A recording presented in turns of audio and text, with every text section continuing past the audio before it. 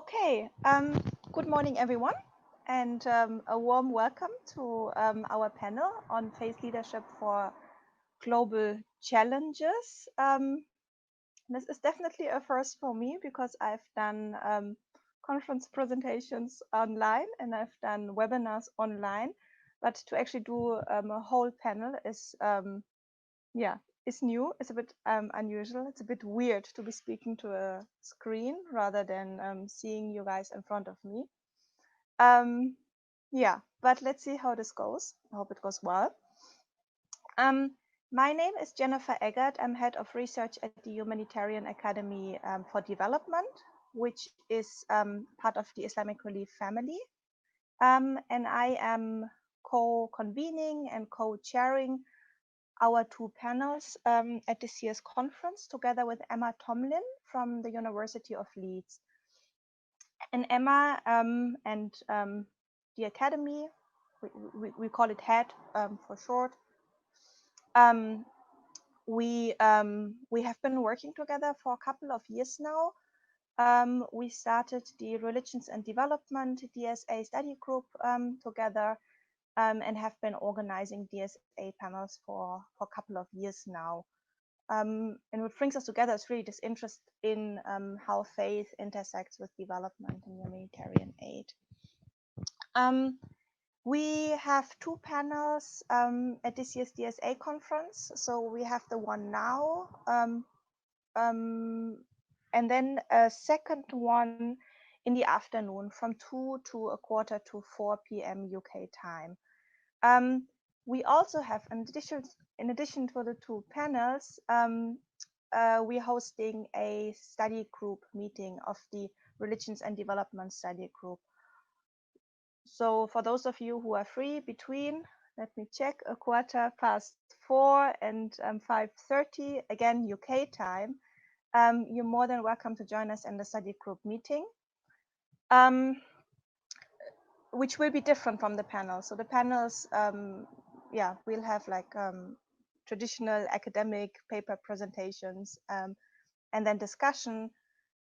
Whereas in the study group, it will be much more informal, and we'll have a group of researchers and practitioners who will reflect together how the theme of the conference, faith leadership, relates to their work as researchers and practitioners, with a special focus on faith, obviously, because that's the focus of the study group. Okay, so Emma and I are really excited. Despite the early morning start for those of us based in the UK, we're really excited about our two panels. We're really excited that we have managed to bring such a such an interesting group of researchers who do really fascinating research, who come from quite diverse backgrounds. So that was quite important for us, right? We don't just have a bunch of UK-based researchers sitting on the panel, but we literally have people, I went through the list earlier, who are based in UK, Ghana, Zimbabwe, Nigeria, and who do research on Indonesia, Nepal, Ethiopia, Nigeria, Ghana, Zimbabwe, Bangladesh, Vietnam. So, oh my God, how exciting is that?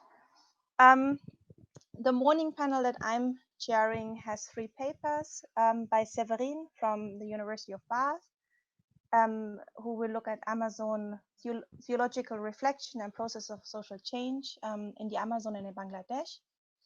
And then after that, Zeb from the University of Warwick is going to present on gender and faith in Vietnam.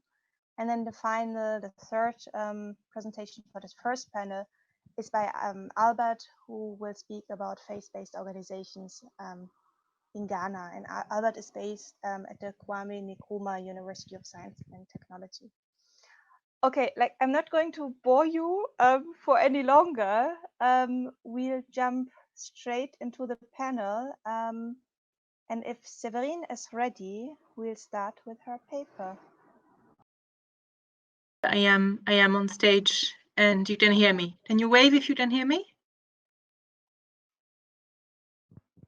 Yeah, perfect. Good. I'm glad. Thank you very much. So this paper is a bit of, it's slightly different from the abstract in the sense that it will only look at the Amazon, and because my co-author who works in Bangladesh has been caught up in the COVID-19 response at the university. So, so this paper would then only look at the Amazon as a site of theological reflection for development. And so in some ways, this paper follows totally unintentionally from the keynote of yesterday, where Srilata was talking about the need to look within, the need to look at spirituality for thinking about social change. And I will continue that argument in the case of indigenous communities in the Amazon. How do I move the slide forward? Do I have the power to do that, or is it the convener? Yeah, perfect, thank you. So the key argument of the paper is that development studies needs, or there is a relevance in development studies to include the thinking conducted within religions about development. So now, after like 15 years of literature and research on religion and development, there is a need to engage with how religions themselves think about development and social change, which is known in Christianity as theological reflection.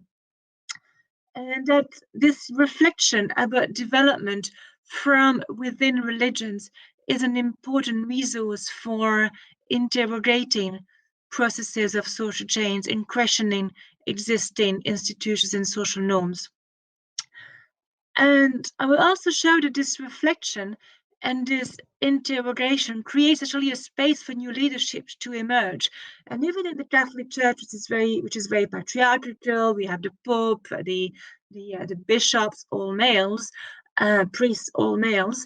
But it opens another space for women to become leaders and create a new thinking and new structures, not only within the religions but also more widely. Can you move the next one, please? So this presentation will be structured in four parts. Can you move backwards? So first, make an overview of development studies and what scope there is in development studies currently to include knowledge from theology. And then I'll discuss how development studies has normative anchors that haven't been very much put in the open yet. And then I'll look at the Amazon Synod more specifically, and then I'll discuss some implications for research on development and religion. Next one, please. So development studies, what is it? And many of us working in the field have probably spent a lot of time discussing what is development studies. Shall we continue to talk about international development or global development? Or does the word development even make sense? Last night I was at the panel on the GCRF and someone mentioned we need to deliver development. Right, what does that mean to deliver development?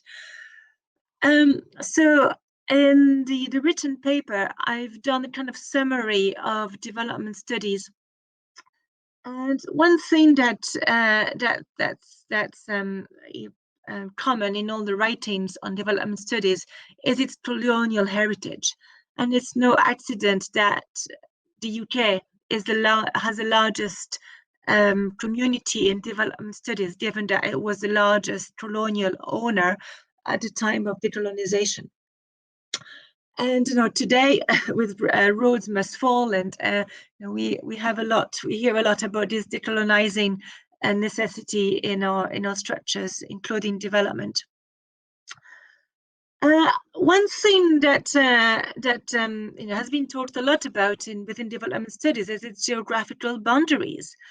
Is a study of homelessness in London as a development, and why do we talk about homelessness in Mumbai as a problem of development, but homelessness in London we don't see it as a problem of development? And so the trend now in development studies is to do much more comparative analysis, that we are one world, it's about global development, and development is no longer something we do out there in the global south, but also something that we do here in the so-called global north. Another tendency in development studies recently is that of reinterpreting its multidisciplinary boundaries. So development studies started from economics mainly. It was in development economics, then it started to include politics, anthropology, sociology, and the social sciences more widely. But with the global challenges, there has been a trend to include the hard sciences, to include the engineers, the physicists, and even I don't know if you've read the book by it's entitled Development Studies in the 21st Century by the European Association of Development Institutes. They talk about the need to include oceanography, that we need an oceanographic turn in development studies, because oceans are so important in for the way we live, for the way we produce food, for the way we can survive on the planet. So there's been this tendency to include all these hard sciences, geology, oceanography, physics, into development studies.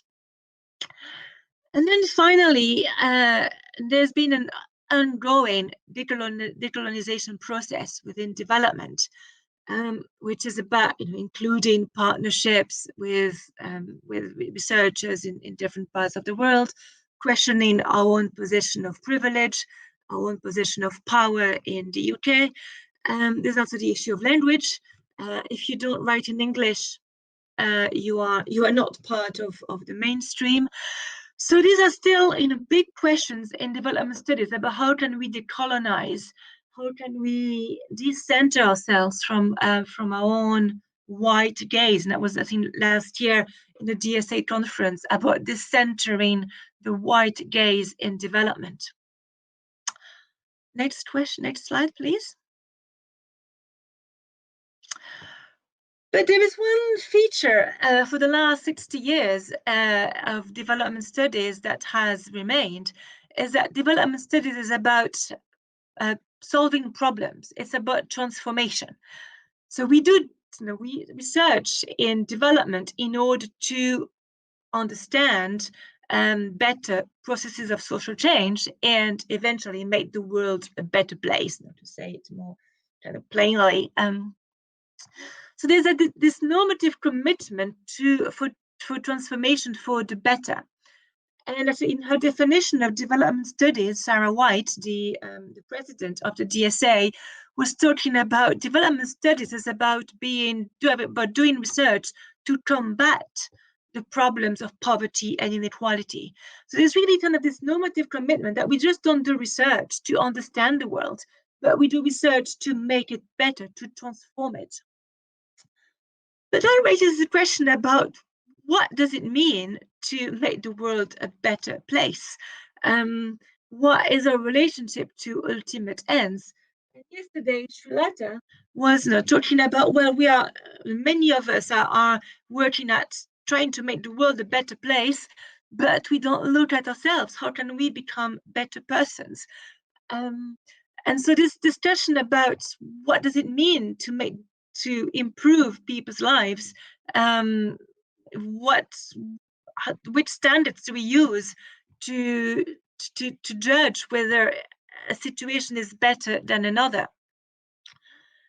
And in a lecture that he gave, the social theorist Andrew Abbott when he talked about the future of the social sciences, he said that social sciences need a vastly increased investment in normative theory. We really need to reflect about what are we moving towards, where is the world going, so to say, what is our ultimate end on this planet, sort of. And we have the SDGs, that could be seen as kind of this normative commitment, as a kind of normative framework to give us some anchors to talk about what does it mean to develop or to improve people's lives, but it's quite limited. Can you next, please?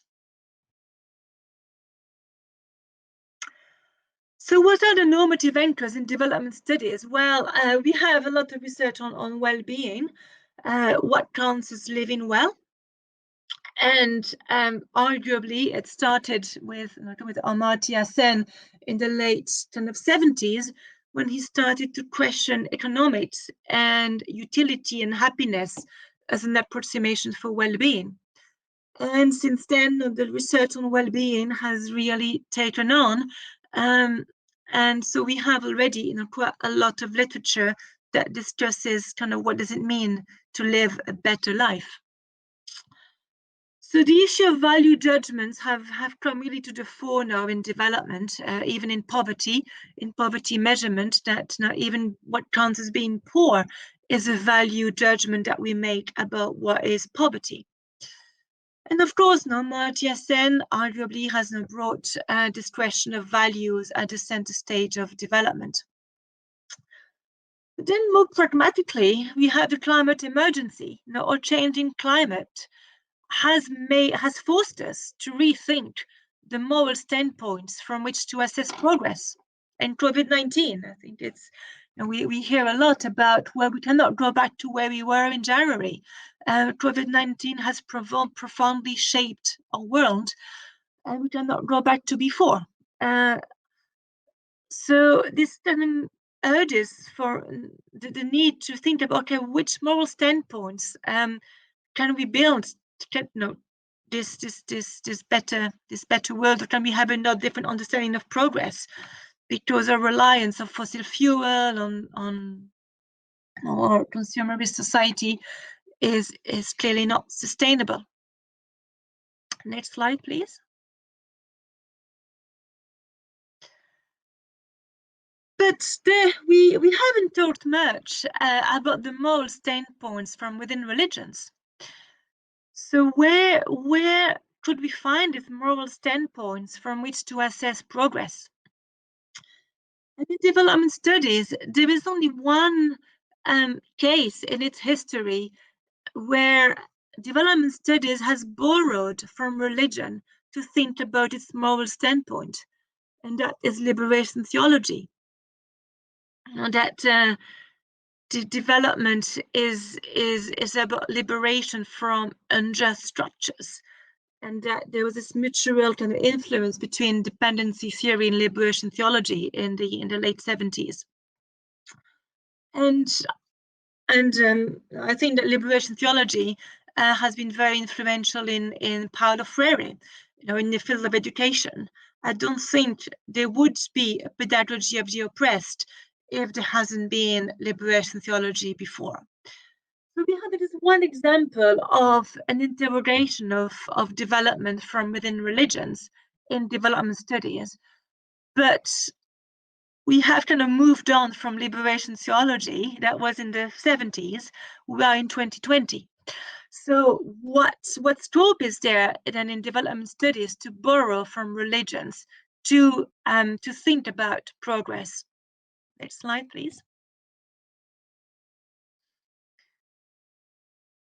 Next slide, thank you.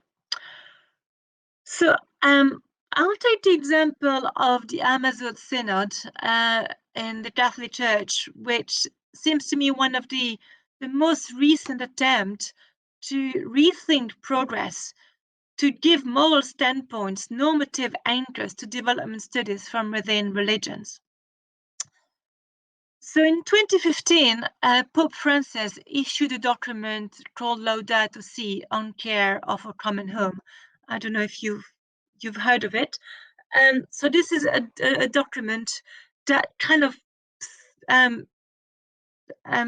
presents a discussion, a reflection on development from within the standpoint of religion, but also more widely. So it's a document that invites every person on the planet, whatever their religious beliefs, to enter in dialogue by which we can redefine development.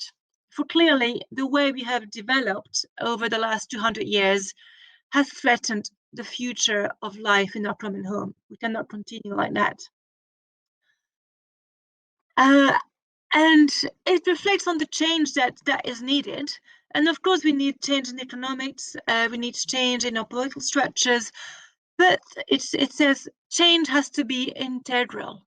It's above us, it's above all, it's above all as humans who have to change. So that echoes in Srilata yesterday that we have to change, every human being has to change. So she said that every person is part of the problem, and therefore every person is also part of the solution. And so what the document urges is what it calls an ecological conversion, that we need to be transformed, all of us, personally and structurally, so that we can, we can survive, I would say, on the planet. Next slide, please.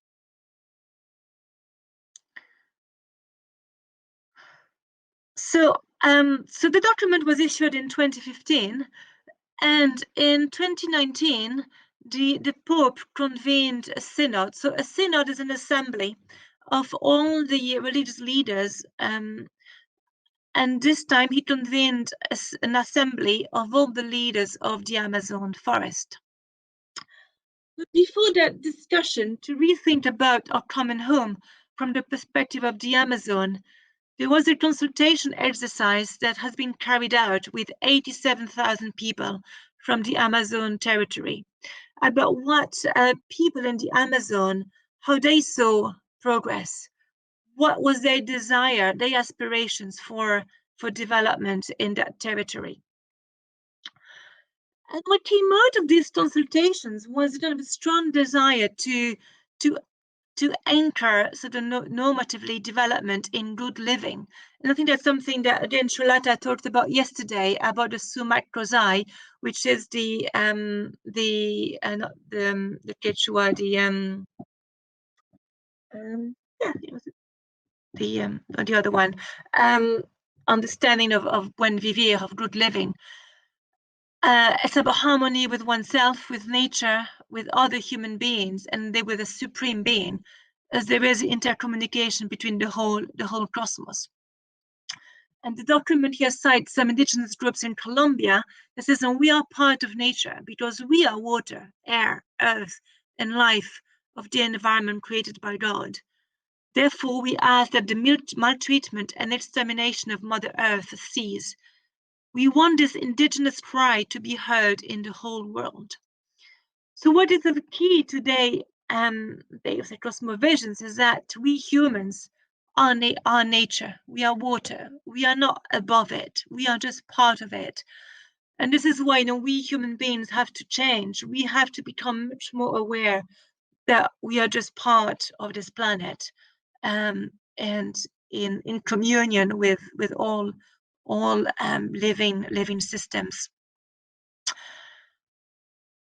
And I think yesterday Srilata was talking about these indigenous women in Mesoamerica, she called it the human rights defenders, where she said that they were connecting the body, the spirit, and the territory. And here we have, I think, another example of how, especially women, are connecting the territory, the forest that is hurt, the body of women that is hurt, and the spirit, the communion with the whole cosmos that is also broken. And there is that interconnection that the forest is destroyed because the relationship with the whole cosmos is broken. Next slide, please.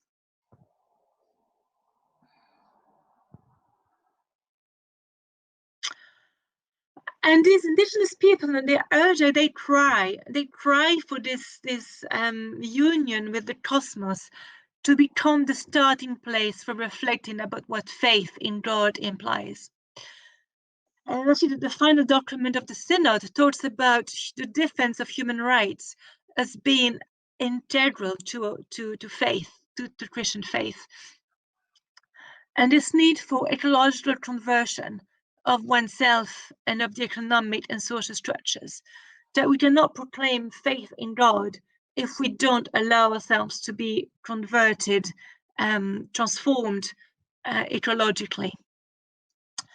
And his invitation for the rediscovery that we are all connected and one with the entire cosmos. And I think COVID-19 is a good example of this interconnectedness, that a tiny, tiny, tiny particle has made us aware that everything is connected. Our economic systems, or biological systems, our health systems, everything is connected. Next slide, please. So in this new vision of development studies, which is on the title of this book by the European Association of Development Institutes, and they concluded that development studies needs to reflect on its interdisciplinarity or its transdisciplinarity, and it's reaching out to different forms of knowledge. And I think now we are just at the start of the journey of engaging with different forms of knowledge. Now, development studies may be very comfortable in dealing with physics or dealing with engineering. But what about dealing with forms of knowledge drawn from indigenous people, drawn from cosmovisions that cannot separate the body, the territory, and the spirit? What does it imply then for thinking about development if there is that wholeness, that connectedness between all different forms of knowledge? And what emerges from this process of the Amazon Synod is that this reflection about social change from within the cosmovision of indigenous people is a resource to interrogate processes of social change. And that religions provide these resources, not only intellectual resources. Again, Shalata was talking yesterday about ideas, that we need a discursive change. We cannot fight the problems of today with the ideas of yesterday. We need this discursive change at the level of ideas, and religions can provide that. But they also provide a kind of organizational resource. And here in the Amazon Synod, the Catholic Church provided the kind of the organizational structure to channel the voice of the indigenous woman in that village in the middle of the forest, and the structure of the Vatican. And Emma Tomalin, I think it was in her professional lecture, was talking about that a lot of research on religion and development has focused on text and formal leadership, especially in the global north. Now we focus on text now, and actually I focus on Laudato Si, on the Pope. But actually, there is more and more a kind of meshing between that male leadership and the text, and the informal leadership of women and the lived religion in the global south. And the Amazon Synod is the start of that process of bringing the voices of these women, the leadership of communities in the Amazon, and the conceptualization of development according to their cosmovision, and how that then filters into the texts and this changing male leadership. And again, yesterday, Shulanta was saying that leadership is not about occupying recognized spaces of authority.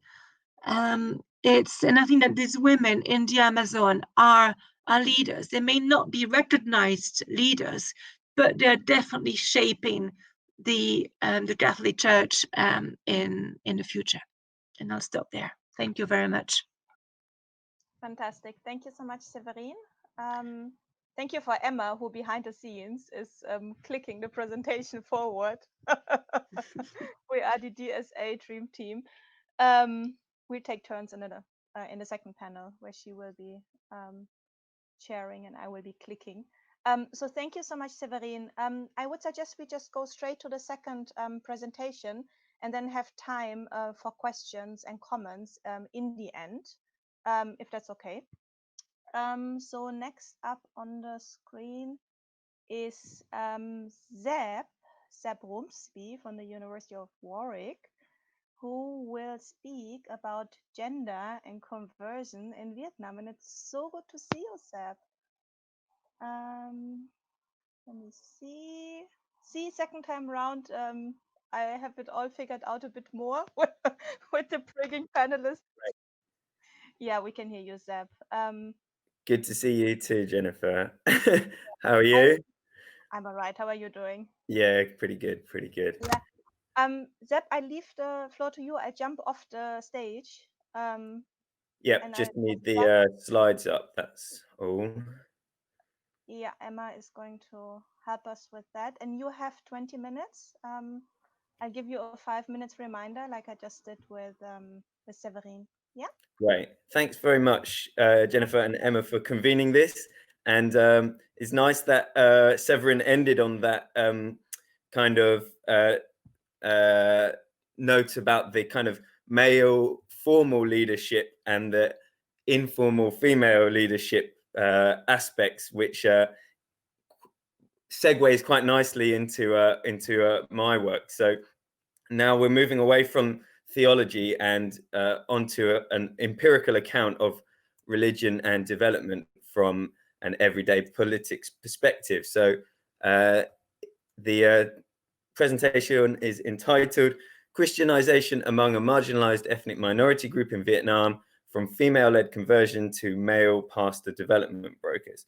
Bit of a mouthful, but sorry. It's a story of unplanned development. So it's not about humanitarian agencies intervening or even state agenda development, really. But within this kind of fairly unique story of religious transformation, you have the similar political struggles and tensions between local grassroots agency and external forces and influences. And my aim is to explore the leadership dynamics within three aspects of this religious transformation among an impoverished minority group.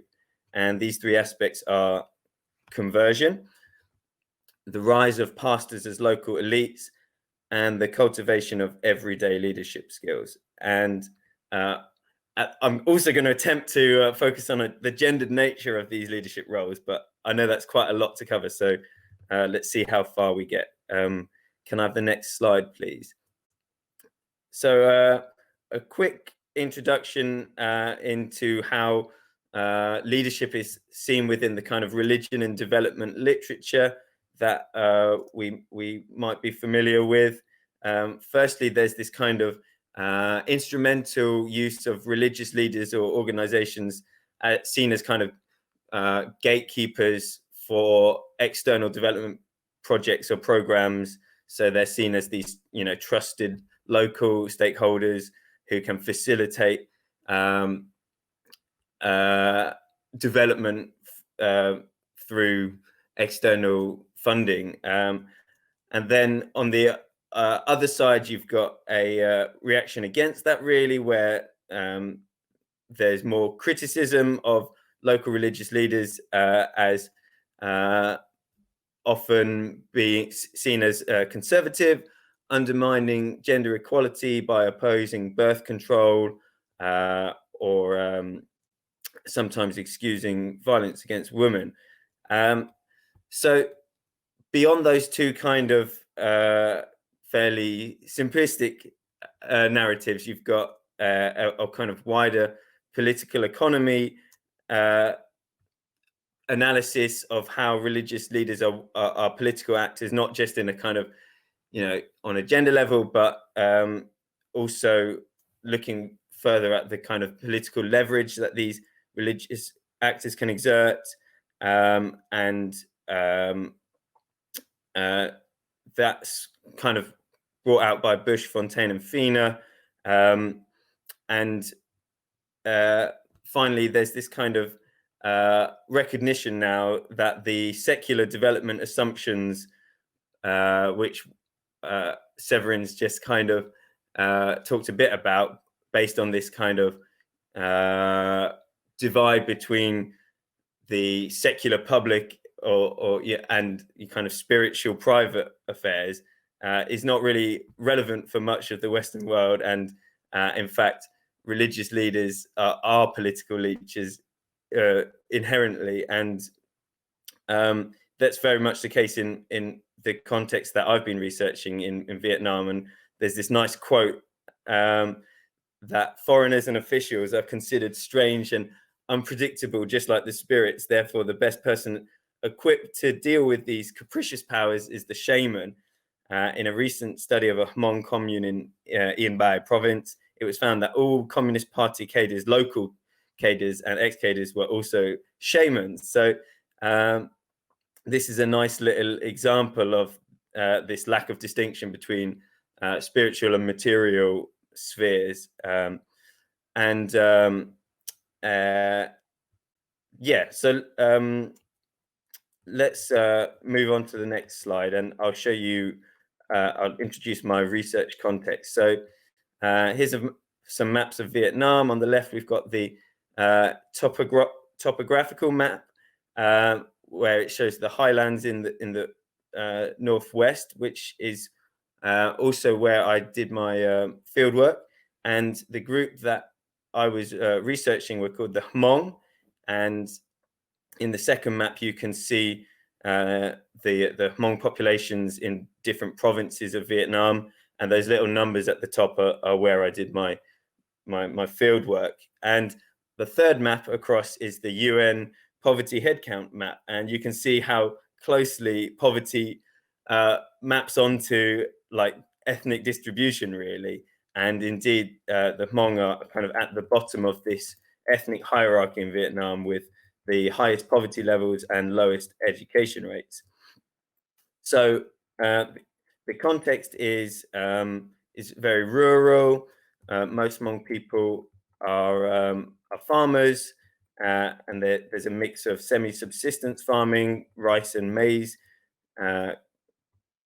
crops, as well as an increasing expansion of the market economy into Vietnam's highlands, which provides new opportunities like cash cropping, tourism, and hired labor opportunities. And they provide potentially higher profits, but also the risk of being exploited, or market price fluctuations and all of this stuff.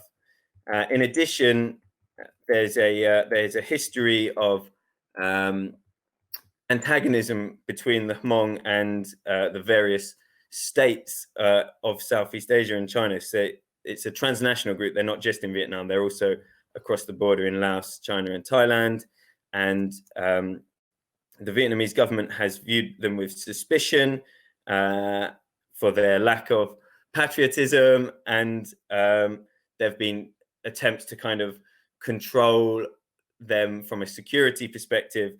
And on the other side, there's been a lot of mistrust and rejection of Vietnamese state agendas from the Hmong perspective. And so-called state development projects are often seen as assimilation projects, and are therefore ignored or rejected. So I know this is a very brief introduction, but can we go on to the next slide?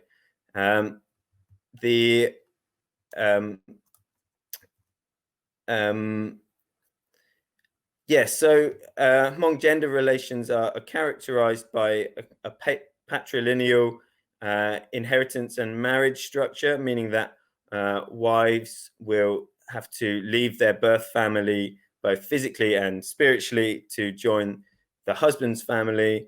And this leads to a prioritization of sons over daughters, domestic violence, unequal division of labor. And of course, these are generalizations and there's lots of nuances, but these interview quotes are typical of Hmong women's perspective when I interviewed them. So we've got women always working harder than men, and seeing how families want a son more than a daughter, and as a result, the kind of, for example, sons are more likely to go to school, and there's a greater investment into their education. Things are changing slowly, but this is still very much a reality for many Hmong communities, at least the ones that I was doing my research in. Next slide, please. So then about 30 years ago, there was a phenomenal experience of Christian conversion among the Hmong in Vietnam. It's a crazy story. There was no foreign missionaries there, and the transmission of news all came through evangelical radio broadcasts.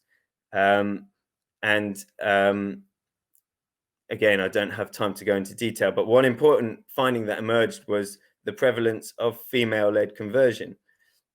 So you'd get these women who would first convert and then persuade their children and sometimes their husband to convert as well. They'd teach themselves how to read. Then they would learn how to read the Bible and teach it on to their family. And this is quite a remarkable story, considering their disadvantageous kind of household position, being usually based in the husband's family home and not having a high status in that household. So I also noted there was even a kind of gendered division of the supernatural, whereby those reporting to be miraculously healed, especially in conversion contexts, were overwhelmingly women. And I've got this is a nice little interview excerpt. Previously, my wife had pain in her arm for more than 10 years. She couldn't get better. Then a bit later, she met someone who followed God. So my wife went to ask for God to bless her, and her hand stopped rotting. Then it got better. When my wife returned, she said, "Tonight I follow God. Regardless of whether you follow God or not, I will follow God. Do you want to follow your parents or follow me?"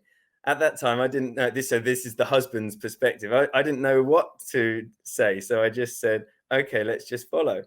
And now I cannot live by following my parents. I have to follow my wife. I live with my wife, so I have to follow my wife and follow God. And this story was repeated over and over again. And so we can go on to the next slide. In this context, I interpret female-led conversion as an expression of patriarchal bargaining, whereby different forms of patriarchy present women with distinct rules of the game and call for different strategies to maximize security and optimize life options, with varying potential for active or passive resistance in the face of oppression. So in the absence of other alternative options, Christianity was seen as relatively empowering vis-a-vis the previous status quo. And this is because some key lifestyle changes after Christian conversion included the kind of domestication of men who have to stop draining household resources on gambling, smoking, drinking alcohol. And in theory, they aren't allowed to commit domestic violence or adultery. And instead of doing these things, they're encouraged to turn their focus, their energy and time towards, their family and household livelihoods. So this resulted in a kind of redistribution of labor time and religious time. Whereas previously, men would spend significantly more time at socio-religious events like weddings, healings, and funerals, etc. These would be kind of almost all male guests only. Now, women get a day off on Sunday, just like the men, for the Sunday service. And this kind of balance, well, it's not completely equal, but it's kind of less obviously burden on the women compared to previously. And I think we can consider the agency of Hmong women as a form of leadership in persuading their family members to convert. In addition, women outnumber men in church attendance. They're seen as more devoted and take on all sorts of teaching roles within the church, including Bible studies, leading in worship, evangelism, and so on. But crucially, they're not leading as kind of formal church leaders, and almost all pastors are men due to the conservative evangelical denomination rules that these churches are part of. Okay, so we've got 5 minutes. So let's move on to the next slide. And here we're moving over to the male church leaders and pastors, usually young men who have emerged as local elites within their community. So Hmong Christians reject the traditional religious beliefs, but they affirm this traditional ontology of overlapping spiritual and material spheres. So church leaders automatically assume responsibility to improve the religious, political, and economic well-being of their congregation. And to achieve this, they've taken on a new role, which is similar to Lewis and Moss's development brokers, who translate and facilitate flows of resources and knowledge and skills into their communities. Lewis and Moss talk about these brokers in an NGO context, but here the Hmong pastors are clients not to NGOs, but external religious organizations and networks. So let's go on to the next slide. Here's a typical quote from one of these male church leaders. In the life of the church, we must help the families to always move up the social ladder, not go down, but every year to rise a bit. That's the purpose of us believing in God, to get a bit closer to God every year. It's like going up towards God. There's this spatial metaphor. So that's what's going on. And in practice, this looks like church meetings, talking not just about religious content, but also discussions about growing cash crops, pig breeding methods, budgeting, hygiene, and all of this stuff. And then also some well-placed pastors make contacts with external missionary agencies. So for example, this right picture, the man here is a pastor who's giving out school equipment and clothing to school children, and this money was funded by a Korean missionary organization, although apparently the missionaries wanted the money to be used to build churches, and the local pastor had other ideas. So there's these different tensions and priorities between the external funders and the local brokers. Move on to the next slide. This kind of development activity from local pastors creates some tension with the Vietnamese state, who are seen as the bringers of, who like to see themselves as the bringers of development. And there is a fear that the state may lose the loyalty of the ethnic minorities to these pastors. So there's some conflict, but there's also some cooperation going on. And I've run out of time, but so I'll skip onto the final slide, if that's okay, down to the conclusion. Yeah,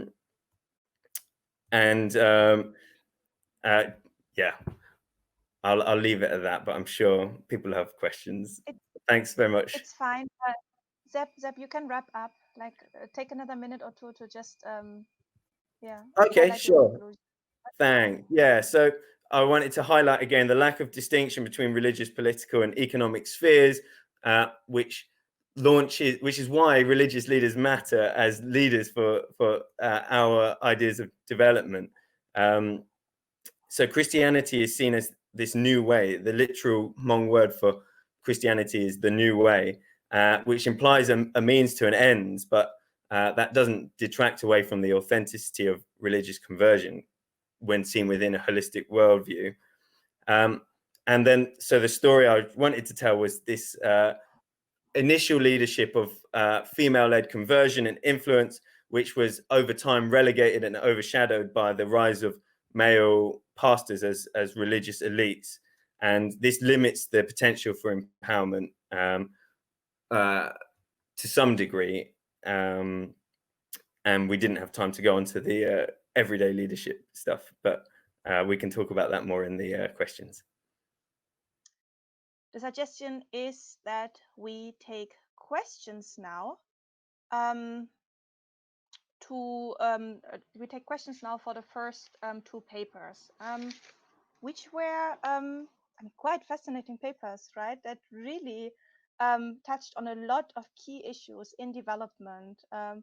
So we literally went from how do we measure development, what is the normative commitment and the normative anchors that we have in the discipline, to decolonization. We covered COVID-19, ecological factors, transdisciplinarity, gender, religion, different forms of leadership, right, formal and informal. So there were really hardly any topics that are relevant to this discipline that were not covered in these two presentations. So if you have any questions, please go ahead. You can raise your hand and we can bring you up on the podium to sit either on top or below me.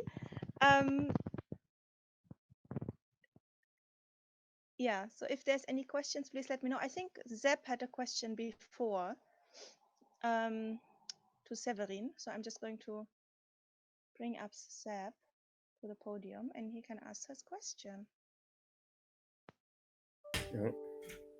Oh yeah, hi, thanks, and well done. You're doing a great job, Jennifer. I'm trying. Yeah, sure. Severin, I wanted to ask. So in your talk, you mentioned about both the popes in the Pope's bit and in the Amazon Synod about this need for a kind of transformation, a personal transformation, or an ecological conversion. And I was just wondering how do they, the Catholics, expect that to happen? Like, is a religious experience necessary, or are they thinking about a kind of transformation through education, or a redistribution, a dismantling of social structures, or how do they look at the kind of practicalities of how this is going to happen? That was my question. Okay, thank you, Seb, for the question. Let's see if I can find Severin and bring her up on the stage.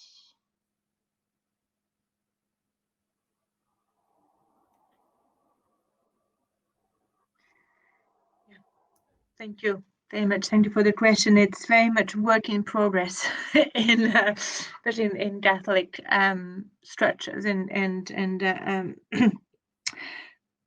but just to follow up about the religious experience, what has been emphasized in the Synod and by indigenous peoples themselves is really much more the contemplative element, so that it's not about religion as such. And I think there's a poem that is quoted about being one with the eternal foliage of an eucalyptus, kind of, so going beyond the religious boundaries and kind of really being in touch with, I think, with the cosmos, kind of having rediscovering a sense of contemplation and wonder at the world, beyond any religious institutions or structure. And from that process, I think, kind of flows a gradual process of transformation. But in terms of more the Catholic Church, it's very, yes, it's a work in progress. And actually, if you think about Laudato Si, it's been much better received outside than inside. And I'm in discussion about, people say, well, you have 1.4 billion Catholics. Now, if the 1.4 billion Catholics in the world started to take that on board, how would the world change? So see, on the one hand, I think there's still work to be done here on whether we should go about the mobilizing power of religion. I think one of the presentations about how to educate faith leaders into ecological change. Yeah. But this is something that they see is not just they're not just aiming at Catholics here. They're aiming at this kind of discovery of wonder or transformation that is going to be useful, required by everyone. Yeah, by everyone. Yeah. Great. Because then about the human anthropology is that to be fully human is to be in harmony with the cosmos, which is something shared by, I think, all indigenous cosmovisions, whether in the Indonesian shaman, who probably have a similar perspective to Yanomami shaman, or to and that sort of rediscovering that knowledge that to be human is just to be part of nature. So as we changing our relation of domination to nature and say, no, it's we the Guardian this morning, apparently the WHO and the UN had this report saying that COVID-19 is caused by our violation of nature, because so then the focus is how can we change our relationship to nature. That COVID-19 is ourselves imposing that on us by encroaching more and more into nature, natural habitat, and unless we stop, unless we change our relationship to nature, other things are not going to follow either. Okay, thank you. And I think it's relevant for people all beliefs, and if the WHO and UN are saying that the cause of COVID-19 is an encroachment in natural habitats. I think that really calls on a deep change, not only in terms of structures, but also personally. You need the two. I mean, you need the regulation of wildlife markets, but you also need a change in attitude of why do we buy pangolins? Great, thank you so much, Severin. I'll bring you down the stage again. And I actually, based on what Severin has just spoken about, I actually have a question for Zeb myself. And that's, do you see any possible impact of COVID-19 on the processes that you have described with regards to your research? This is definitely new research. And yes, so I mean, my from what I've heard from friends on Facebook, this is how I get my latest research done, by looking at people's profiles on Facebook. The COVID-19 in Vietnam, well, Vietnam is a success story in that they managed to really close down the country and stop a mass infection, but it's really impacted people's livelihoods. The tourism industry has been decimated, and a lot of Hmong communities who were increasingly engaging in like the market economy have gone back to subsistence farming, because it's like seen as a safe bet. You just stay in your village and there's nothing to do but grow rice and maize. So from a livelihoods perspective, it's had a big impact. From a kind of this religious dynamics, I'm afraid I can't answer you on that one. I'd need to ask some more questions. Okay, yeah, that makes sense. I mean, I guess it's still a bit early, right? Yeah. Yeah. I need some funding to do a new research project, Jennifer. You got any ideas? We should talk after that step. Okay, great. Thank you so much. So I was just, I can see one raised hand. So I was asked if people actually know how to ask questions. We are assuming that you have all read through the conference manual or attended one of the prep sessions, but just to remind you, so you can either type your question in the text chat, or you can raise your hand. And I can see that someone has raised their hand, so I'm just going to see who it is. Ah, it's Severin. So let me just bring Severin back up on the stage.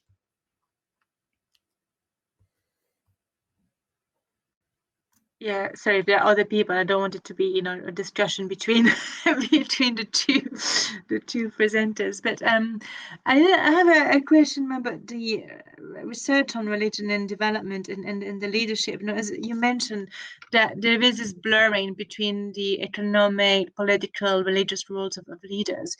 And as you pointed out, a lot for the moment has been on this instrumentalization of faith leaders, and that they're just faith leaders. How can they mobilize their communities for better?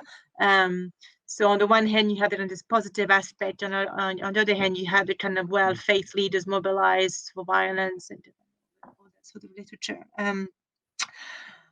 But it seems to me kind of really uncharted territory in development research. Kind of really, how do we mesh all these different spaces? And then maybe Emma can talk about that later on, or we can have a discussion about, you know, the future of research on religion and development.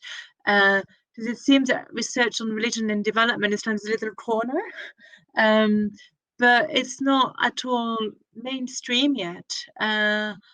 And whether, you know, what, you know, your empirical research is showing is that you know, the spiritual, religious, moral, whatever you call it, is so intertwined with the other spheres, and especially the literature on brokers. And there's a huge literature in politics of development about development brokers, and yet it confines its faith leaders in terms of, well, they're just faith leaders, or they're kind of, but there's certainly no engagement also with the kind of the more, you know, ideological frameworks of these leaders.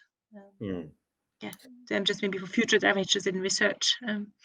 Yeah, I totally agree. Like, yeah, I think the fact that on the ground, loads of these brokers are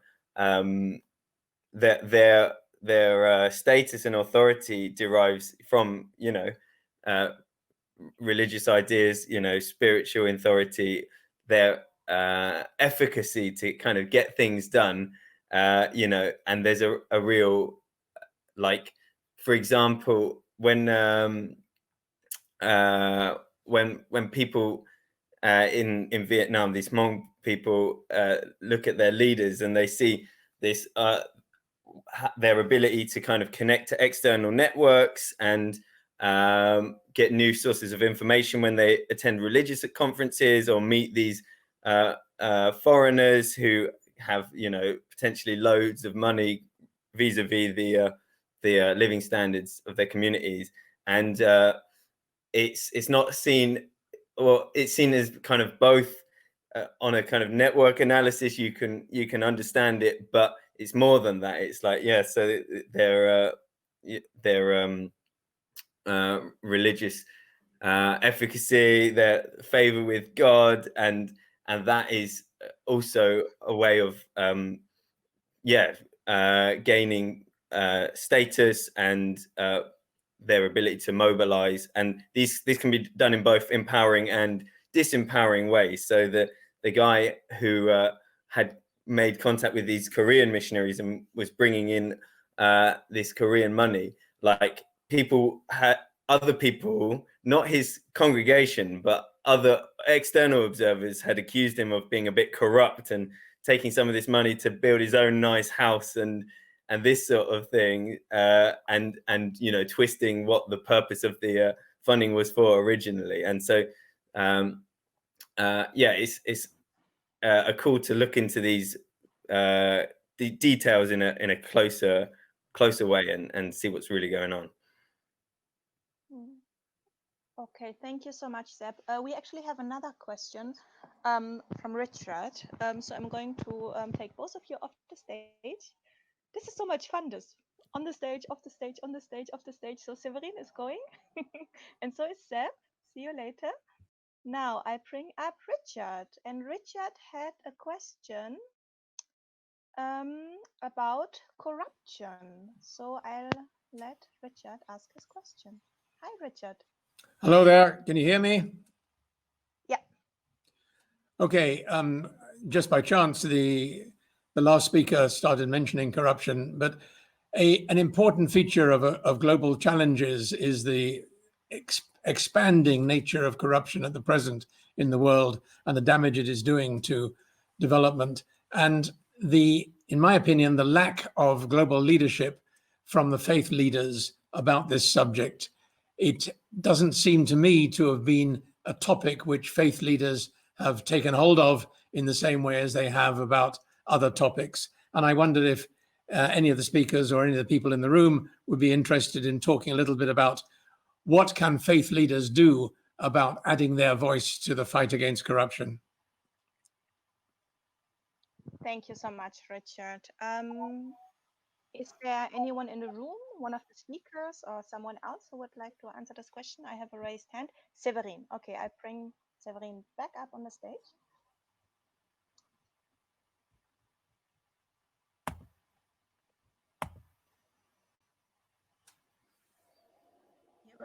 I think some leaders have spoken really very strongly against corruption. I think Pope Francis spoke a lot about it, and he was one day sharing that himself had been offered a soborno, a little check for a project when he was Archbishop in Buenos Aires, and he was saying how hard it was to refuse it. And actually in the synod on the Amazon, corruption was mentioned several times, and even the bishops themselves acknowledged that the church is involved in being corrupted, and they had to clean their own stables.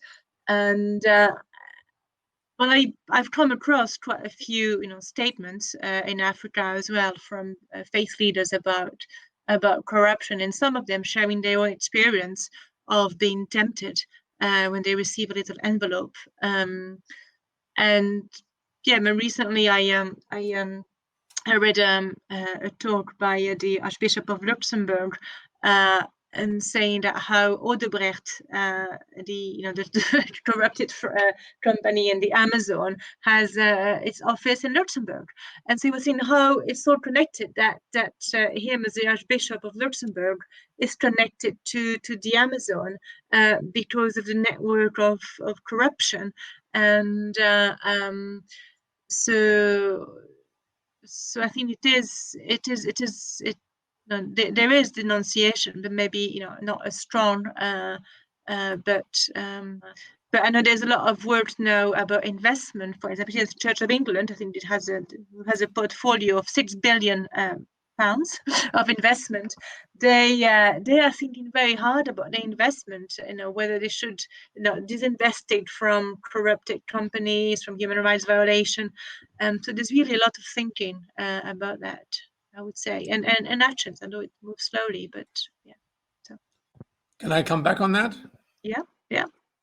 Some time ago, when I worked in Indonesia, there was discussion at the organization Muhammadiyah about the possibility of getting corruption being declared haram by the Al-Aqsa Mosque, which leads as the moral arbiter for much of Islam in Indonesia. But I never heard anything further on that. What I'm talking about is something big, like different religions coming out and saying this is an important problem which we all need to deal with. Mm-hmm. Yeah. Okay, Yeah. great. Thank you so much for the questions. I'll take Richard off the stage and Severin, and Sepp raised his hand. So I'm going to bring Sepp on the podium.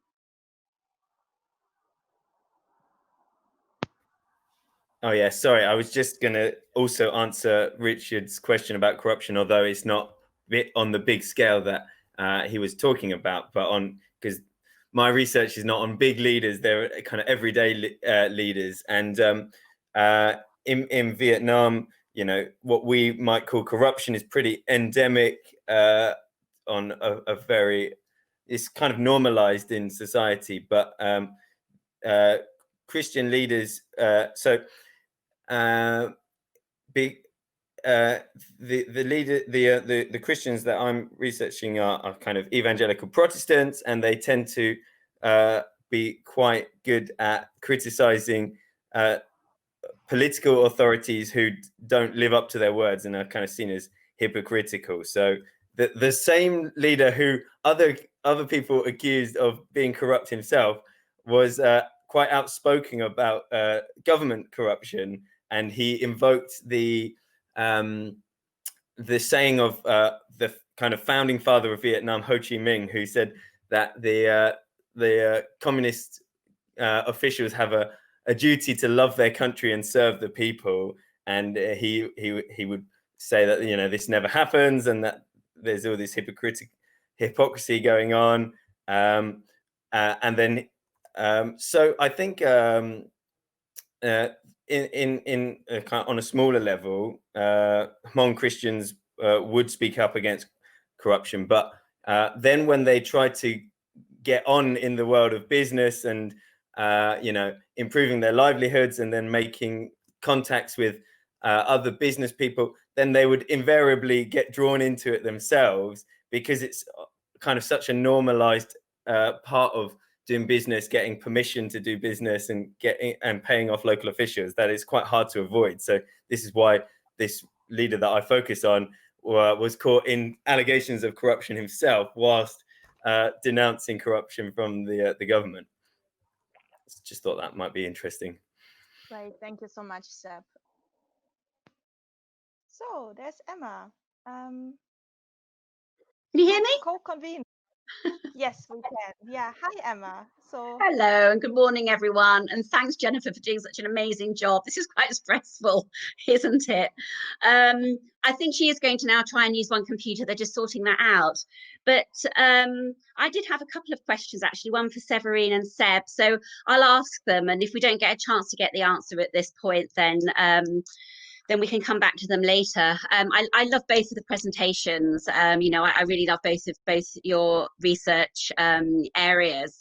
And Severine, I was wondering if you could say a little bit about whether there are any sort of signs at the international level, so the international development humanitarian community, that you know, they're beginning to be able to think beyond development, about just being about economics and security and foreign policy, and instead to really be able to take on board, you know, what seems really obvious, that unless we have and can incorporate locally determined ideas of what counts as a good life and what really, you know, what's really valued by people, then you know, we're really not going to be able to make much progress. So this is very much about being able to, you know, the international system being able to sort of absorb ideas of localization, of locally determined ideas of what counts as a good life, of what counts as development.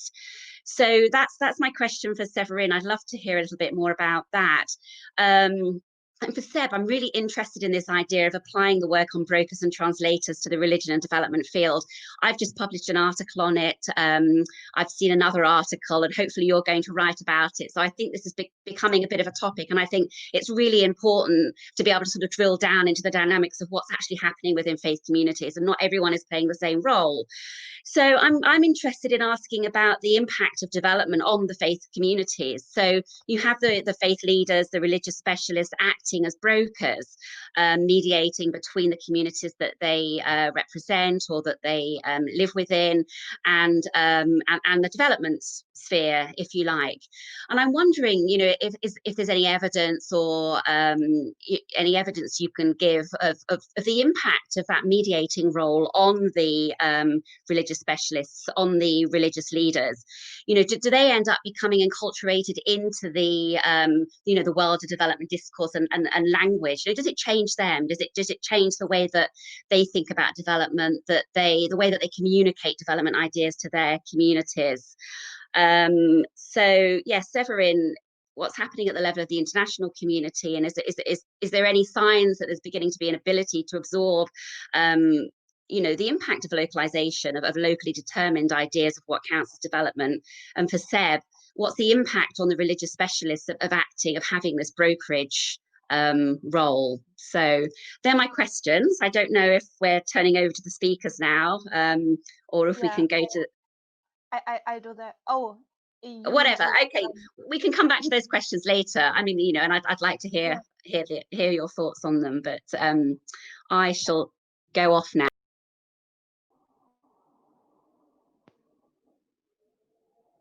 Hello, back. Thank you, Emma.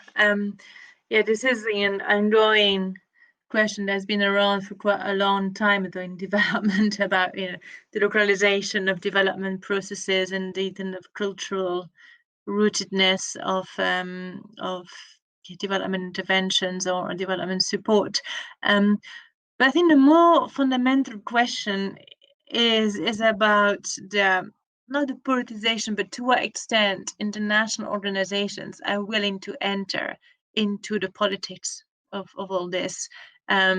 Thinking about the Amazon process, you know, what has become clear is really the need to denounce international corporations, the need to denounce the Bolsonaro government that are threatening people's cultures, people's lives, and development organizations, especially at the UN level, they are not allowed to even criticize governments. And so what scope is there? I don't know. There's probably more scope in terms of the NGOs, but even them, you know, they are always kind of having to have this fine line between denouncing the injustice and being able to operate. I think about Christian aid, and Christian aid in Palestine is not allowed to use the word occupation, or Save the Children is not allowed to use the word occupation. And so how can you have localized responses to development if you have to be so apolitical? And I think this is more the question of to what extent international development organizations are willing to engage with that politics. And I think about the Latin American context, yesterday when Shulata was talking about the human rights defenders in Mesoamerica, well, Berta Cáceres, who was murdered in 2016 in Honduras, she kind of started this movement of women and indigenous women. But it was a clear denunciation of the Honduran government and international businesses. And one of them was Siemens in Germany. The Siemens was providing the turbines for the new dam that was threatening the local community. And so, you know, would you have then GTZ starting then to denounce Siemens for its violation of human rights in Honduras? So I think these are really difficult issues. And modern localization, I think we can go back to basics about human rights and human life. And I've heard that now the UN is near agreeing on the treaty on business and human rights. So most of the threats to local cultures, especially in Latin America and the Amazon, in Honduras, in Guatemala, or even in Indonesia as well. I think about the Jakarta, the capital, being relocated in Borneo, displacing indigenous communities. I mean, the massive human rights violations that will incur with the relocation of Jakarta. Which development organization will denounce that? And I think it's really about confronting power, and development organizations are not good at confronting power, I would say. They're good at empowering, but not at confronting power. Yeah. Good So, point. Yeah. Thank you, Severine. We'll stop on a slightly depressing note. But I think Jakarta, I think it's it really illustrates all the development issues that we are currently facing. Yeah, thank you so much for this. Let's see what Sepp has to say, because he got a question too. So it's interesting that other people are looking at these religious leaders as development brokers as well. I think the difference in my context is that although they play a role similar to what Lewis and Moss describe in development brokers, here the clients that they are getting funding from are not development organizations as you would imagine, and they're not NGOs, they're not the UN, they're not like that. They are kind of explicitly religious networks, like missionary networks, who traditionally have little interest in doing development and have much more explicit like evangelism motives. So they're the ones that have made contact for a number of reasons. In Vietnam, NGOs, like officially registered NGOs, are not allowed to work with like one ethnic minority group, like the Hmong or whatever, because that's seen as too politically sensitive. So they have to do these very general programs, and they have to go through all the government channels, and the government will make sure that the local broker is not a Christian because they're discriminated against. So the Hmong pastors make contact with these kind of informal religious networks, missionary networks, who are operating illegally or at least unregistered, and so. But the interesting dynamic is that the missionary motive is explicitly like evangelistic or something, and they want churches to be built, and then the pastors who have a different idea of what their role is not just you know, in the religious sphere, but it's in this political economic sphere. So they think, oh well, maybe it would be better spent on you know, giving books to school children or something like this. And so so it gets translated and sometimes mistranslated, and then so there's those dynamics going on. In terms of what impact it has on the religious leaders themselves, definitely does have an impact.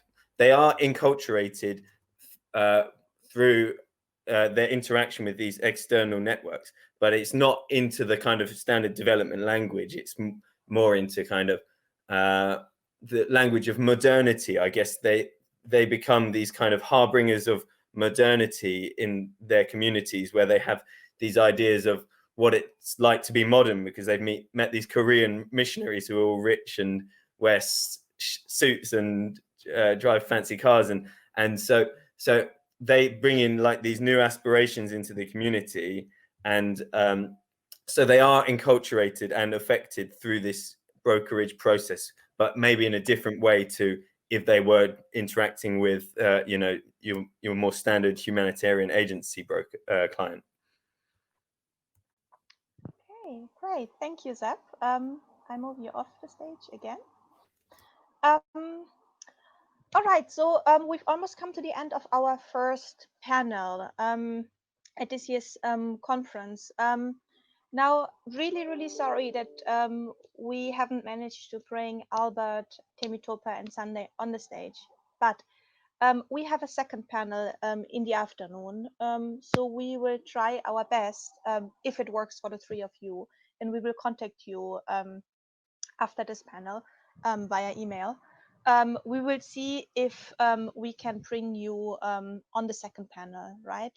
So we'll just move around things a little bit if that works for you, and I really hope it does, because we were so excited to hear about your research. So the second panel starts at 2 o'clock, and the session is of the same length as this one, so from 2 to 3:45.